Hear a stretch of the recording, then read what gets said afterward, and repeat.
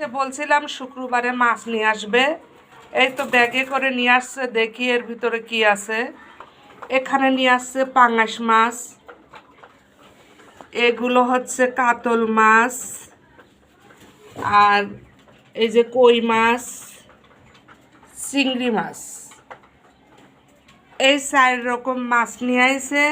আজকে 14 তারিখ হয়তো হবে, আমি সঠিক জানি না, যেহেতু এখন চাকরি করি না, এই জন্য তারিখ মারিকও এখন আর আমার অত মনে থাকে না। তো আমার মনে হচ্ছে আজকে 14 তারিখ।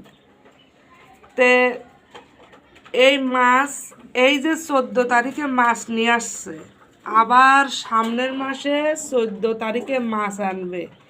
এর আগে আর কোনো মাছ কিনবে না। এগুলো দিয়ে 1 মাস বুদ্ধি করে আমার চালানো লাগবে।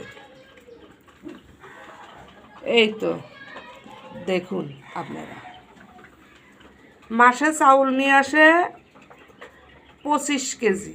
25 কেজি চাউল নেওয়া লাগে 2 মাস।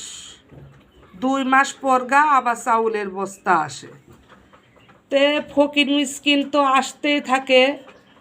ফকিরদেরকে দেওয়ার জন্য বিশ্বাস করেন একটা টাকাও দিয়ে যায় না। কেন? খুচরা টাকাগুলো দিয়ে গেলেও তো ফকিরকে দিতে পারি, দেয় না।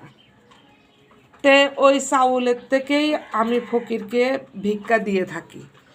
তে আবার চিন্তাও হয়, চাউল শেষ হয়ে গেলে বলবিনি চাউল কেন এত তাড়াতাড়ি 2 মাস না যায় শেষ হয়ে গেল, কিন্তু ওদেরকেও তো দিতে হবে। তো এখন সব জিনিসের যে দাম, ফকিরকেও ভিক্ষা দিলে কিন্তু অল্প দেওয়া হয় না, দিলে একটু বেশি করেই দিতে হয়।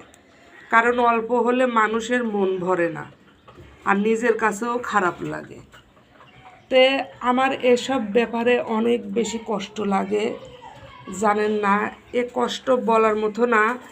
আজকে শুক্রবার সকালবেলা 2টা ফকির আইছে, এদেরকে আমি ভিক্ষা দিব, ঘরে খুচরা টাকা মাকে কিচ্ছু নাই, তাকে বললেও সে দেয় না। তো এখান থেকে চাউলই দিছি, তারপরে তো শুক্রবার ছাড়াই এমনও ফকির আসে, দিছি। তে ফকিরকে ভিক্ষা দেওয়া বড় কথা না, আসল কথা হলে আমার টেনশন, চাউল ফুরায় গেলে আবার এগুলোর জবাবও আমার দিতে হয়। তো আমি অনেক কষ্টে আছি।